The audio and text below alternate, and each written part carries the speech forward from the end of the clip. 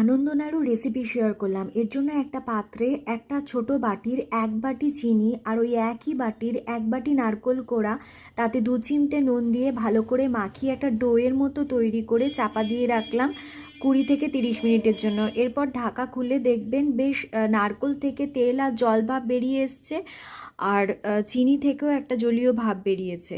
তারপর ওতে দিয়ে দিলাম এই একই বাটির 1 বাটি আটা, একই বাটির 1 বাটি তিল, সাদা তিল, সেটা ভাজা নয়, কাঁচা তিল, আর 1 বাটি চালের গুঁড়ো, সেদ্ধ চালের গুঁড়ো আমি এখানে নিয়েছি। সব কিছু দিয়ে গুঁড়ো অবস্থায় খুব ভালো করে মাখিয়ে যখন মনে হবে ঝরে যাচ্ছে, তখন 2 চামচ দুধ দিয়ে ভালো করে মেখে একটা ডো তৈরি করে ডোটা কিছুক্ষণ রেস্টে রেখে তারপর হাতের তালুতে তেল মাখিয়ে ভালো করে বলের আকারে তৈরি করে নিলাম। এবার কড়াইয়ে সাদা তেল দিয়ে খুব সাবধানে খুন্তি দিয়ে উল্টে পাল্টে লাল করে ভেজে নিলেই তৈরি আনন্দনাড়ু।